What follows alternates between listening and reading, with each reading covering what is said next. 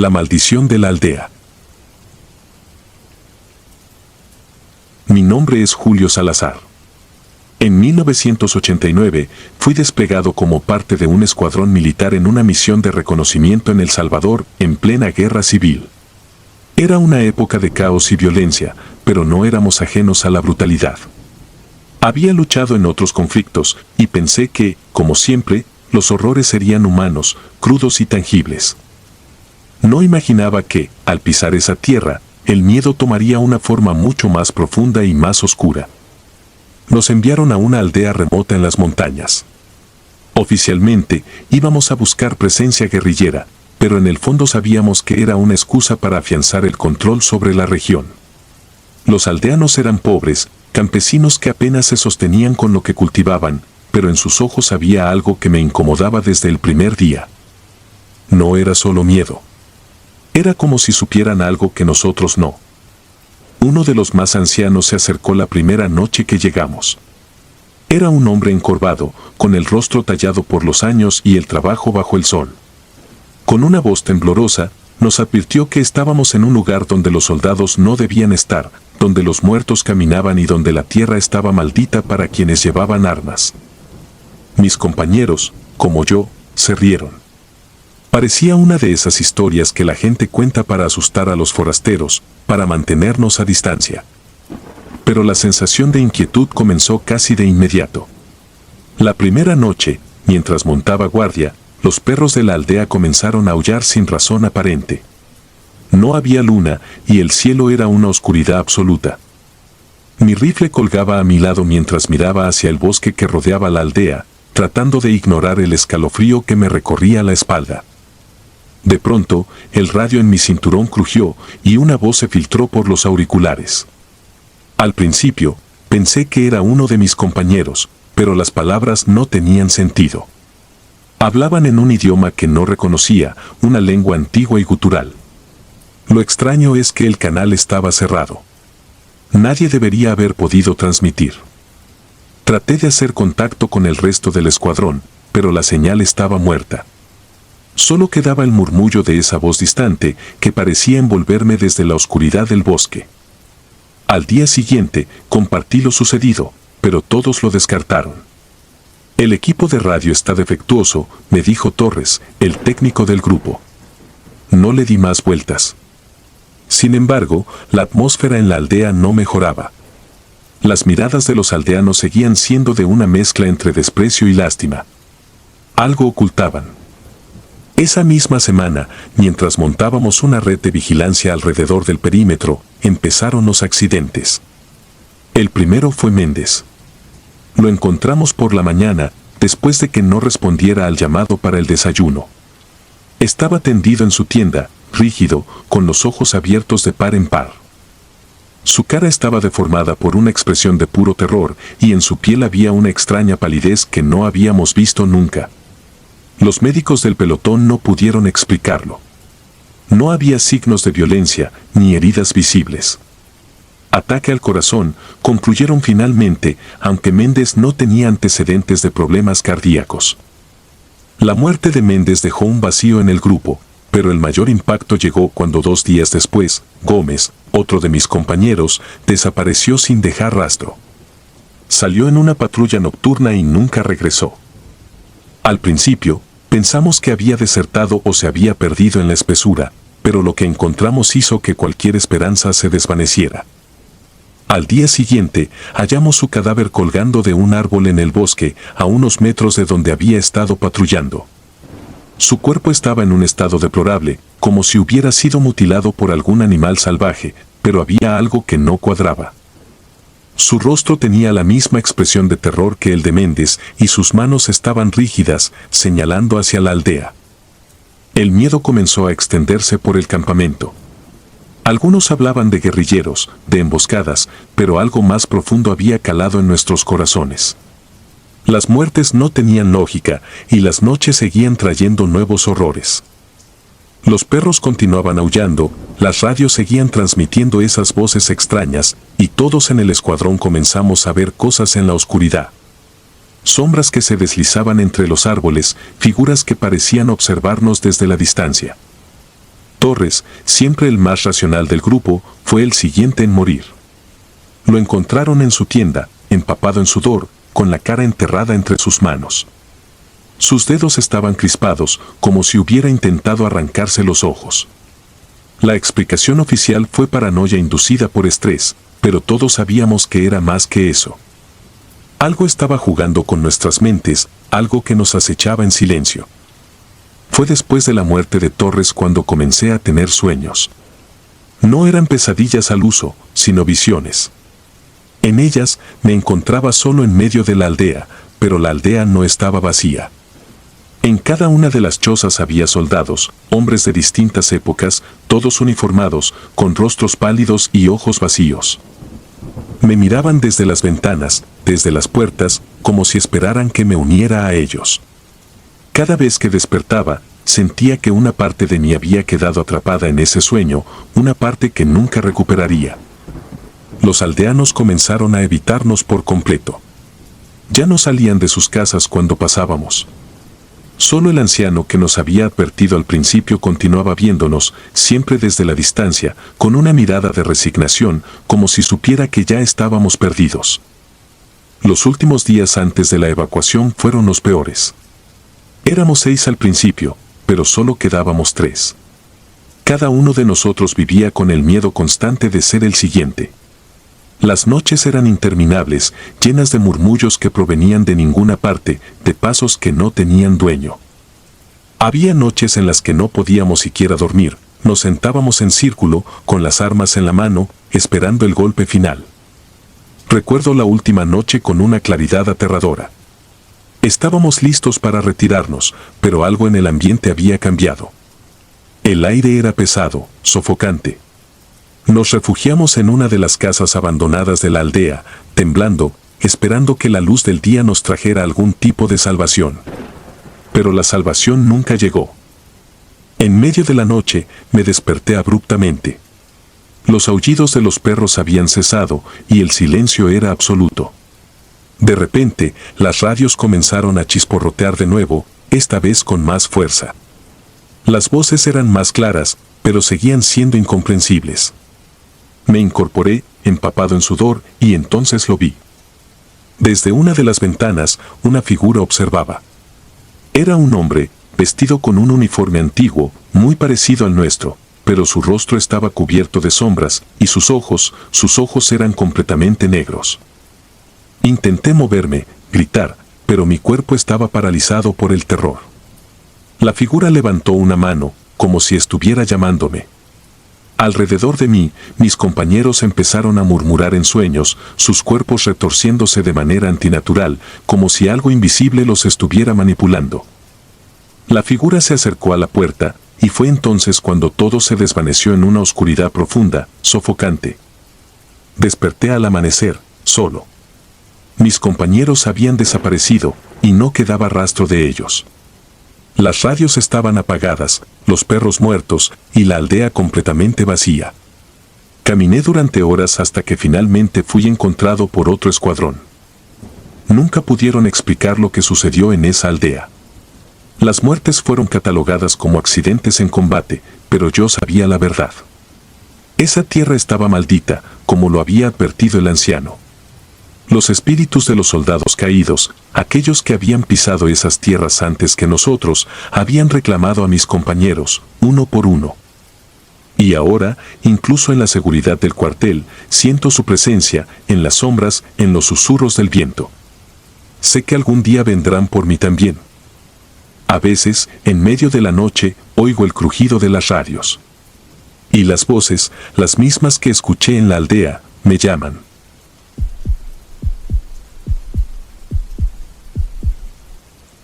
La patrulla del pantano. Mi nombre es Francisco Morales. En el año 1985, formaba parte del ejército venezolano en una misión de reconocimiento en los pantanos del sur del país. Lo que ocurrió en esa misión me persigue hasta el día de hoy. No quiero recordar esos momentos, pero cada vez que cierro los ojos por la noche, los veo, lo siento. Y lo que me atormenta no es tanto lo que pasó, sino lo que nunca pudimos entender. Habíamos sido enviados a esa zona para realizar un reconocimiento. Informes de inteligencia hablaban de movimientos sospechosos cerca de la frontera, posibles grupos insurgentes o, peor aún, narcotraficantes. El pantano era un lugar estratégico para ellos, un terreno tan inhóspito que nadie en su sano juicio lo elegiría para esconderse. Pero lo hacían porque nadie los buscaría ahí. Al menos, hasta ese momento. Nuestro escuadrón estaba compuesto por 6 hombres, cada uno bien entrenado para moverse en terrenos difíciles. Estábamos acostumbrados a la selva, al calor sofocante y a la humedad aplastante, pero el pantano era diferente. La atmósfera ahí tenía algo distinto. No solo era el calor que te hacía sentir como si estuvieras respirando agua, era una presión, una presencia que parecía rodearnos desde que entramos en ese infierno húmedo. Nos adentramos en el pantano al amanecer, la niebla era tan densa que apenas podíamos ver unos pocos metros frente a nosotros. El suelo fangoso succionaba nuestras botas en cada paso. A veces, ni siquiera veía mis propios pies. La vegetación era espesa, con árboles retorcidos cuyas ramas parecían manos deformadas buscando atraparnos. Los sonidos de la selva, tan familiares para mí, se sentían extraños, distorsionados por el eco de la humedad y la niebla. A medida que avanzábamos, el ruido de nuestros propios movimientos se hacía cada vez más insoportable. El agua lodosa chapoteaba a nuestro alrededor y cada paso parecía un esfuerzo monumental. Pero había algo más. Un silencio en la selva que no debería estar ahí. No había cantos de aves, no había insectos, solo el ruido de nuestras respiraciones y el agua que se movía a nuestro alrededor. Recuerdo el momento exacto en que comenzó el verdadero horror. Mi compañero Santiago iba justo detrás de mí. Era un tipo fuerte, alguien en quien confiabas en una situación difícil. No era el tipo de persona que se asustaba con facilidad. Sin embargo, ese día, algo lo perturbaba, algo que no podía explicar. Lo veía nervioso, mirando constantemente por encima de su hombro. En algún momento, dejó de hablar y simplemente siguió adelante, en silencio.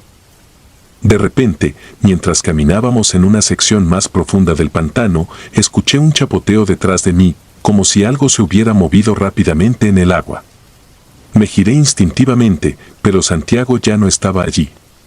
No escuché ningún grito, ningún ruido, nada. Solo silencio. Miré a mis otros compañeros, y todos tenían la misma expresión de desconcierto. Caminamos de regreso unos metros, buscando cualquier señal de él. Fue entonces cuando lo vimos. Su casco flotaba en la superficie del agua, meciéndose ligeramente con las pequeñas olas que producíamos al movernos. Lo recogí con manos temblorosas, y cuando lo levanté, el agua sucia y oscura goteaba por los bordes. Era como si él simplemente hubiera desaparecido, tragado por el pantano.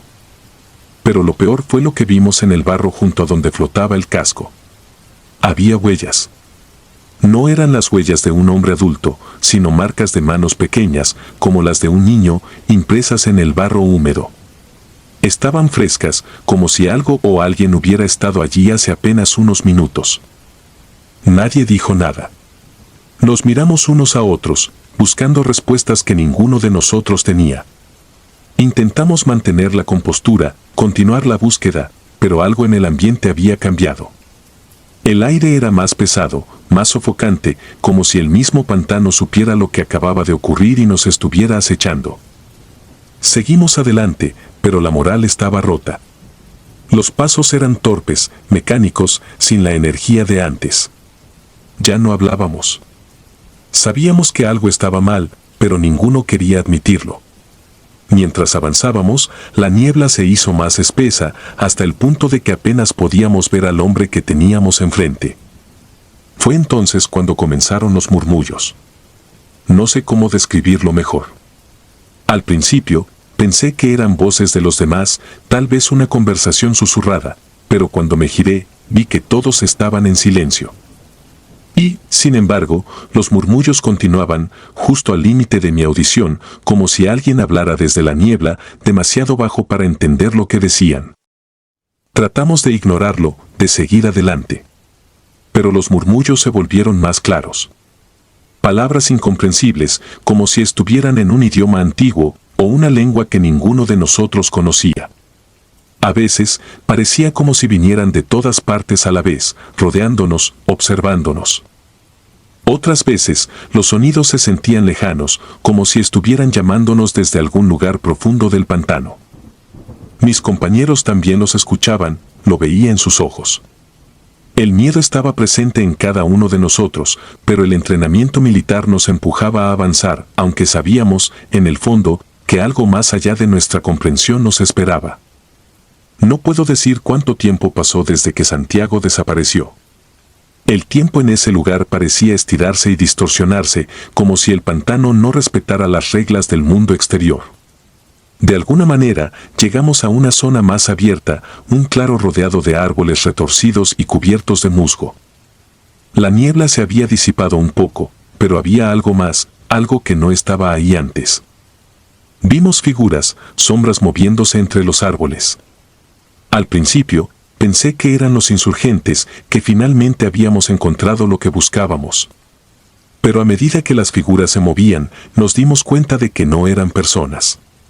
Eran algo más. Las sombras eran delgadas, deformes, con brazos y piernas que parecían alargarse y retorcerse de maneras imposibles. Se movían rápidamente entre los árboles, demasiado rápidas para ser humanas.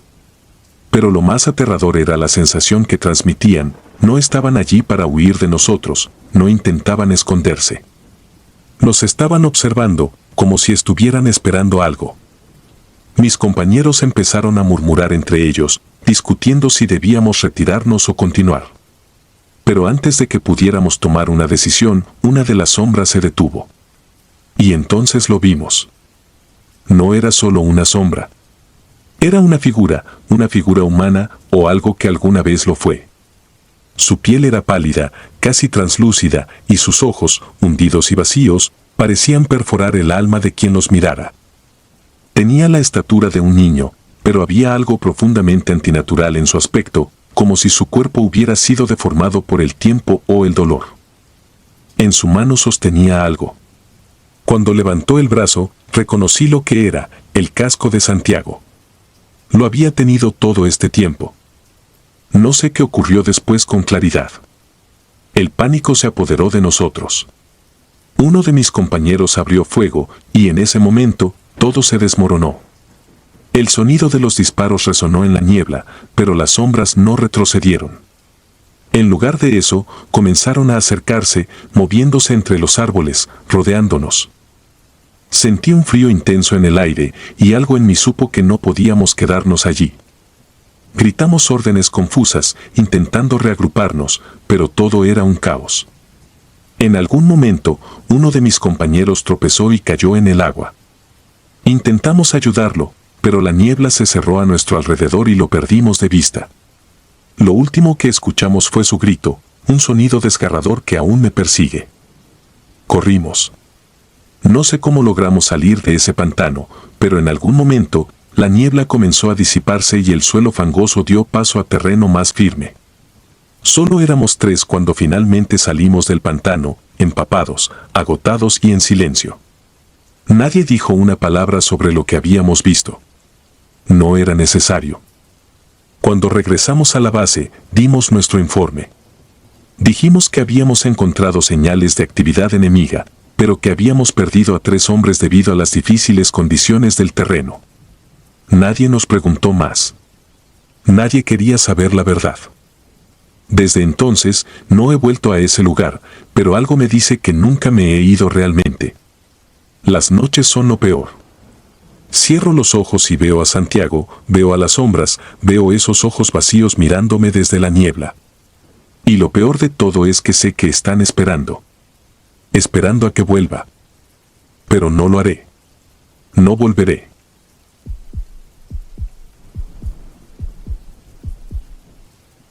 El desierto de Sonora.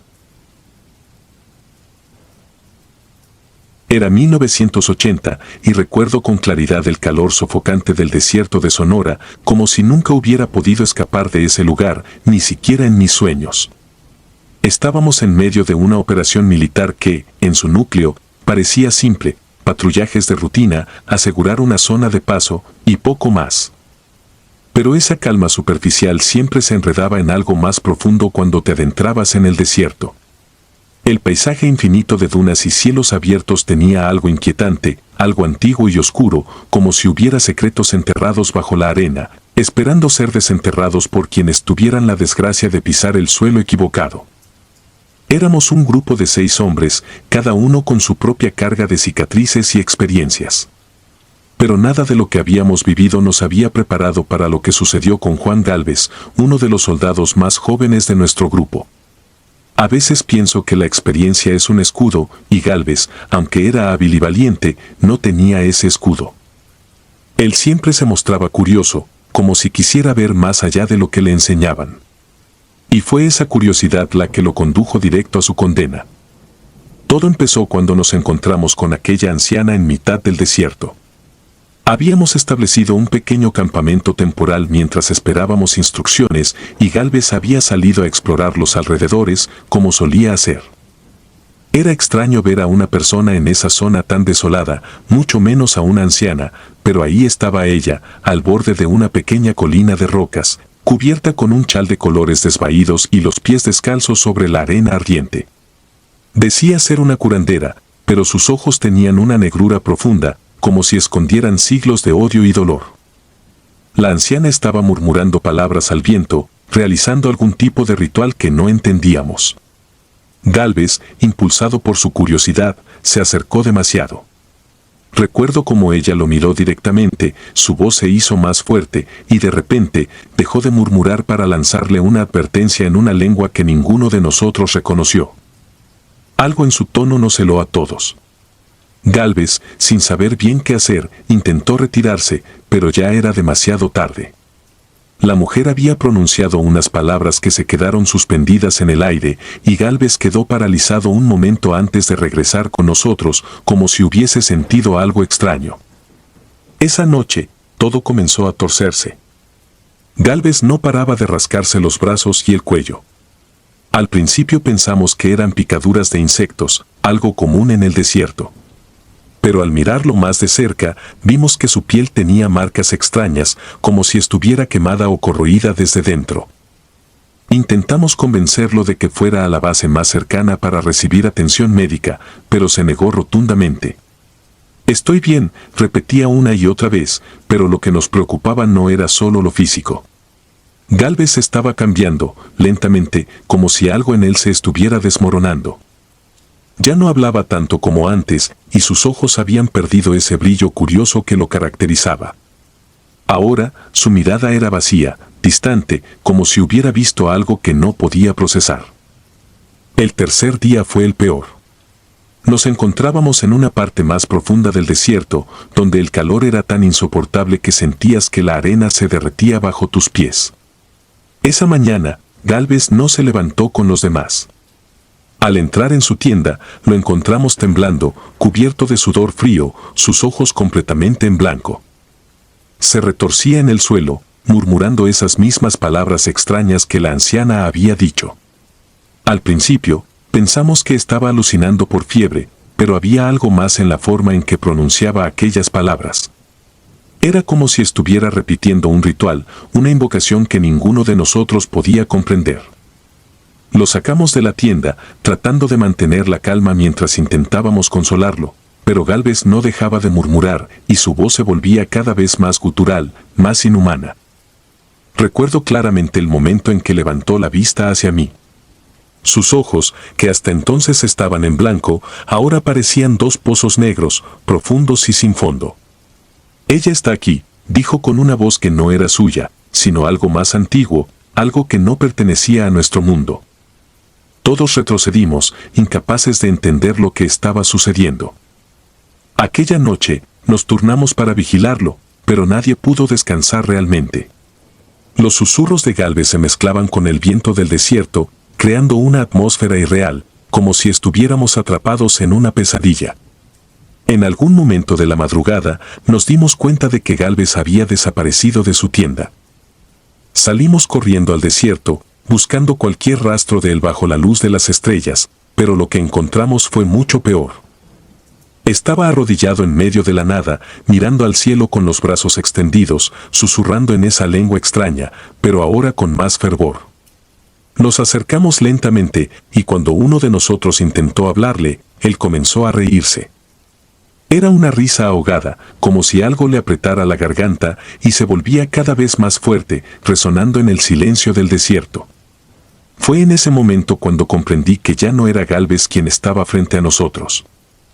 Intentamos sujetarlo, sacarlo de esa especie de trance, pero sus ojos nos miraron con un odio tan profundo que sentí un escalofrío recorriéndome la columna. Estaba perdido.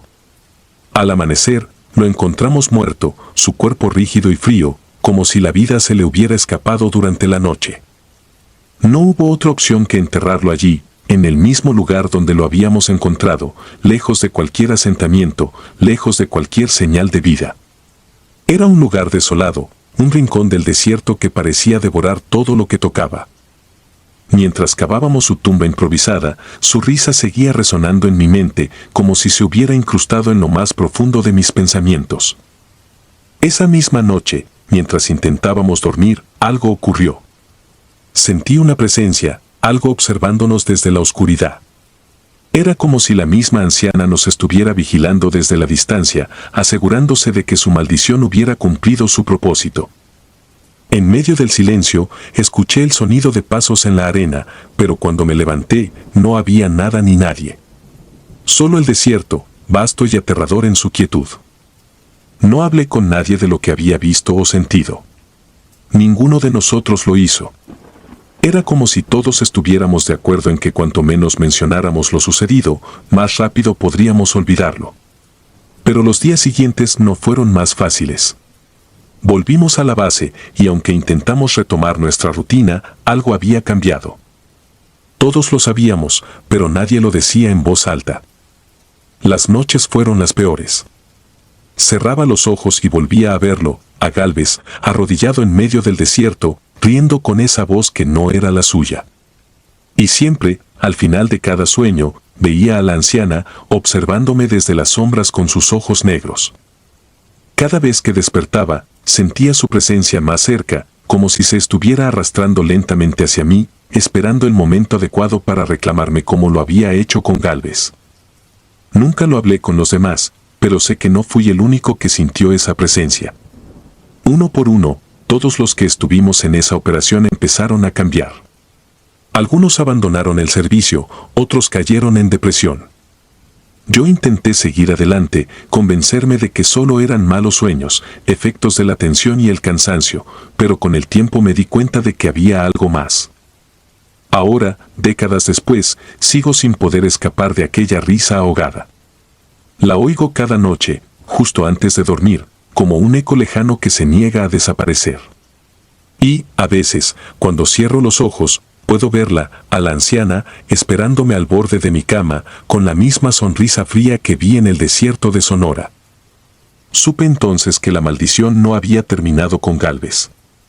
Y aunque he intentado huir, el desierto de Sonora siempre me encuentra, no importa cuán lejos esté.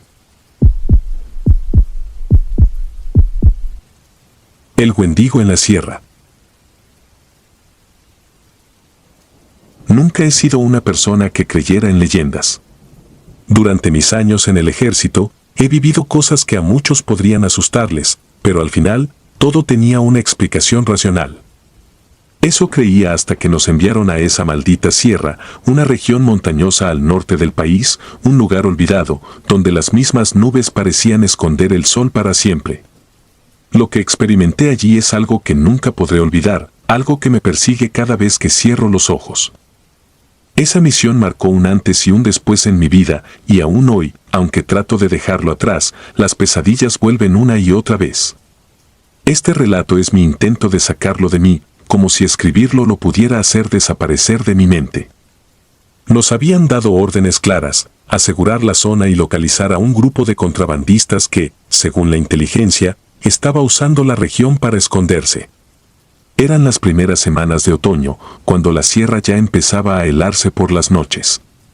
Salimos un grupo de 5, el sargento Muñoz, el cabo Rivas, los soldados Pérez, Ortega y yo. En el cuartel nos advirtieron de las inclemencias del clima, pero ninguno mencionó lo que realmente acechaba en esa maldita montaña. El primer día en la sierra fue tranquilo, demasiado tranquilo.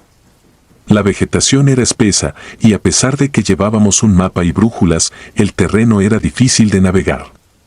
Al mediodía, el cielo se había cubierto por completo y la temperatura descendía rápidamente.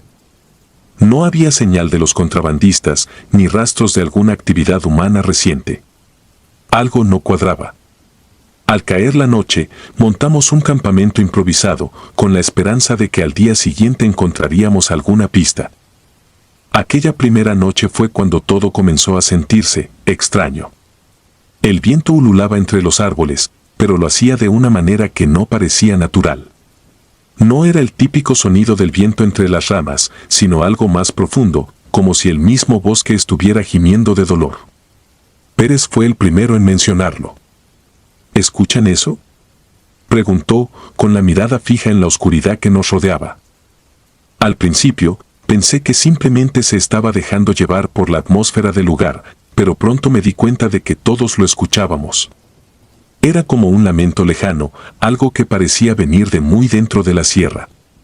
Nadie dijo más. Nos limitamos a quedarnos en silencio, tensos, hasta que finalmente el cansancio nos venció. El segundo día fue peor.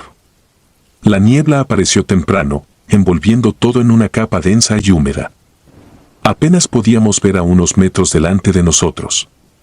Seguimos caminando, guiados solo por nuestras brújulas, pero la sensación de estar perdidos era innegable. Muñoz, que siempre había sido el más decidido, empezó a dudar de nuestra ruta.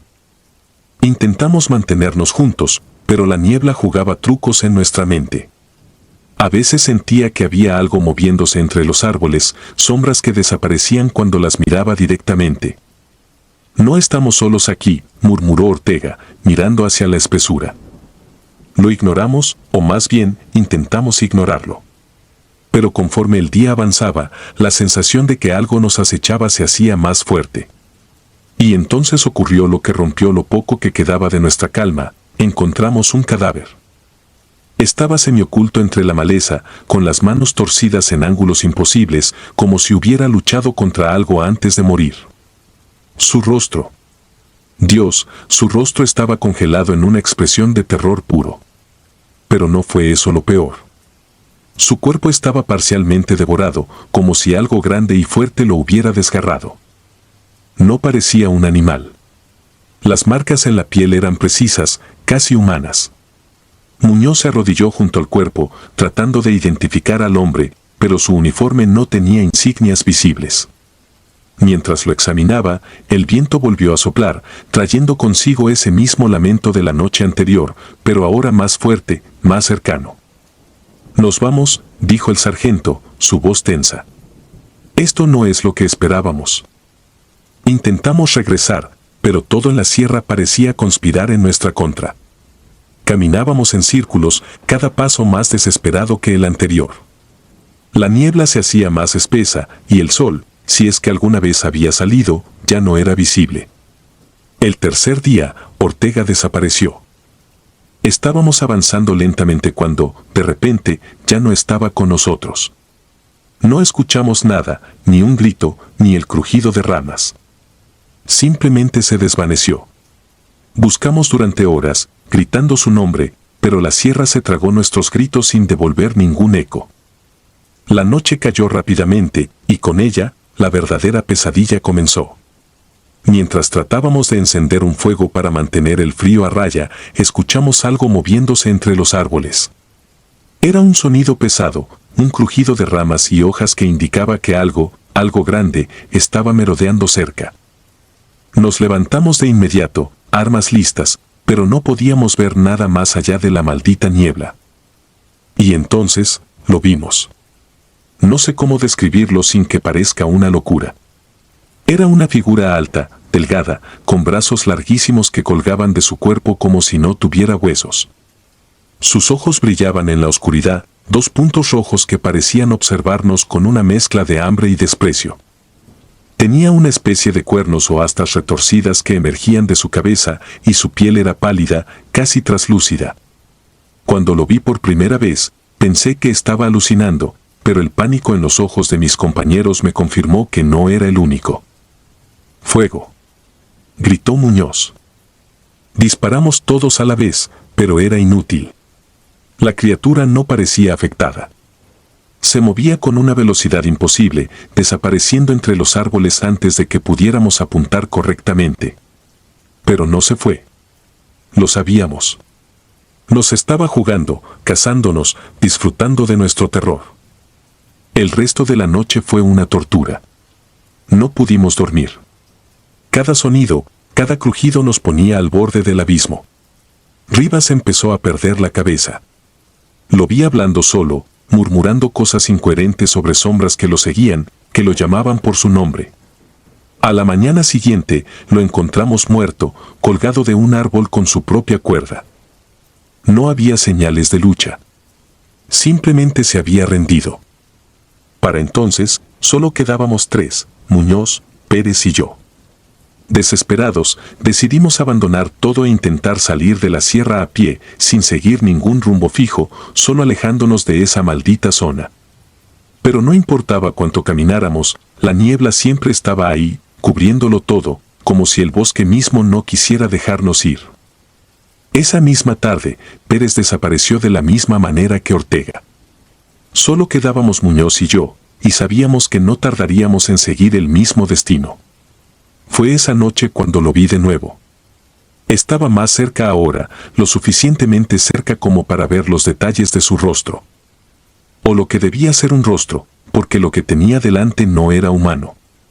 Su boca era enorme, llena de dientes afilados, y un olor nauseabundo emanaba de su cuerpo, como carne podrida. Muñoz abrió fuego de nuevo, pero yo sabía que no servía de nada. La criatura lo atacó antes de que pudiera reaccionar. Lo vi caer al suelo, desgarrado, mientras ese ser devoraba su carne con una ferocidad que no he visto ni en los animales más salvajes. No sé cómo logré correr, cómo pude mantenerme con vida, pero corrí. Corrí sin mirar atrás, sin saber hacia dónde, solo con la esperanza de que ese monstruo no me siguiera. No sé cuántos días estuve vagando por la sierra, pero al final me encontraron, deshidratado, al borde de la muerte. Cuando regresé al cuartel, nadie me creyó. Dijeron que fue el estrés, que la sierra puede jugar malas pasadas a la mente. Pero yo sé lo que vi. No puedo olvidar esos ojos rojos, esa hambre insaciable. El Wendigo, como algunos lo llaman, aún está ahí, en la sierra, esperando su próxima presa. Y cada noche, en mis sueños, puedo sentir su aliento frío en mi nuca, esperando el momento para reclamarme. Porque sé que no escapé realmente. Nadie escapa del Wendigo. La montaña. Era el año 1978. La dictadura en Chile nos había llevado a participar en una misión que, en teoría, no debía durar más de unos días. Éramos un pequeño grupo de soldados, hombres duros y curtidos en el frío de la montaña, pero ese invierno, en las montañas del norte, el clima había decidido darnos una prueba diferente. Durante 3 días, una tormenta incesante nos atrapó en las faldas de esas colinas. Nadie hablaba mucho sobre lo que hacíamos ahí, pero sabíamos que estábamos en terreno hostil, terreno que no estaba hecho para nosotros. La nieve caía con una violencia que pocas veces había visto. El viento aullaba de noche y su silbido se colaba en nuestros refugios improvisados, casi como si la montaña misma se estuviera burlando de nosotros. Teníamos suficiente comida, aunque el frío hacía que todo pareciera poco. El café que hervíamos en nuestros termos apenas lograba calentar las manos entumecidas. El cansancio comenzaba a pesar y algunos de nosotros ya no sabíamos si los crujidos que oíamos por la noche eran el hielo moviéndose o algo más. El cuarto día, la tormenta finalmente comenzó a ceder. El cielo gris apenas dejaba filtrar un débil rayo de luz, pero esa pequeña ventana nos dio la esperanza de que pronto podríamos salir de ese infierno congelado. El comandante había estado en contacto con la base a través de la radio, y se suponía que el rescate llegaría en cualquier momento. Solo faltaba aguantar un poco más. Pero entonces ocurrió lo impensable. En nuestra unidad había un soldado llamado Ramírez.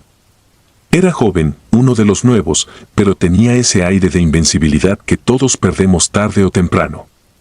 Había estado extraño desde que llegamos a la montaña, más callado de lo habitual, y lo noté porque solíamos hablar mucho durante las guardias. En algún momento, dejó de hacer contacto visual con cualquiera de nosotros y sus respuestas se volvieron cortas, casi monótonas. Pensé que quizá era el frío o el aislamiento, cosas que pueden desgastar incluso a los mejores. Sin embargo, no era eso. Había algo más. Aquella mañana, uno de los soldados dio la alarma. Ramírez no estaba en su saco de dormir. Su rifle y equipo seguían ahí, pero él no. Lo primero que pensamos fue que había salido a orinar y que quizás se había desorientado en la nieve, pero la tormenta ya había cesado. No había razón para que no hubiese vuelto. Organizamos una pequeña búsqueda por los alrededores, confiando en que lo encontraríamos pronto. Mientras caminábamos entre las rocas, sentí un peso en el pecho, una sensación extraña que no se podía explicar solo con el frío. Finalmente, lo encontramos. Estaba de pie, al borde de un precipicio. La nieve lo rodeaba, pero él parecía ajeno a todo, como si ni siquiera sintiera el hielo bajo sus botas. Su mirada estaba perdida en la inmensidad del vacío. Mis instintos de soldado me dijeron que algo no estaba bien y ordené a los demás que no se acercaran demasiado. Lo llamamos, gritamos su nombre, pero no respondía. Cuando finalmente decidí acercarme, solo para intentar razonar con él, fue cuando lo escuché. Una risa. Al principio baja, como un susurro, pero luego se fue haciendo más fuerte. No era una risa normal. Había algo en ese sonido que hizo que el vello de mi nuca se erizara. Parecía venir desde lo más profundo de su garganta, pero al mismo tiempo no parecía suya. Era como si la montaña misma se riera a través de él. Retrocedí instintivamente, sintiendo que algo horrible estaba por suceder. Los demás miraban, congelados en el lugar, incapaces de entender lo que estaban viendo. Ramírez siguió riendo, y luego, en un movimiento que me pareció demasiado fluido para alguien en su estado, se lanzó al vacío. No intentó salvarse, no gritó. Solo desapareció entre las rocas y la nieve, como si la montaña lo hubiera reclamado. El silencio que siguió fue peor que cualquier ruido. Nadie se movió por lo que pareció una eternidad, y cuando finalmente lo hicimos, solo fue para retroceder, alejarnos de ese precipicio como si de alguna manera estuviéramos evitando caer también. Sabíamos que su cuerpo estaba allá abajo, destrozado entre las piedras, pero nadie quiso ir a buscarlo. La radio seguía emitiendo estática, el rescate no había llegado, y nos quedamos en ese lugar, atrapados con una sombra que ya no nos dejaría en paz. Durante las horas siguientes, algo comenzó a cambiar en el grupo. Los rostros de mis compañeros se volvieron más pálidos, más tensos. Nadie quería hablar de lo que habíamos visto, pero era obvio que todos lo sentíamos. Algo no estaba bien en ese lugar. La risa de Ramírez seguía resonando en mi cabeza y aunque intenté sacármela, no podía. Por la noche, cuando me tocó la guardia, sentí que no estaba solo. El viento ya no aullaba como antes. Ahora susurraba. Era un sonido suave, constante, y al principio pensé que era solo mi imaginación. Pero mientras más lo escuchaba, más me convencía de que esos murmullos no eran naturales. Cada vez que giraba la cabeza, tenía la sensación de que algo me observaba desde la oscuridad.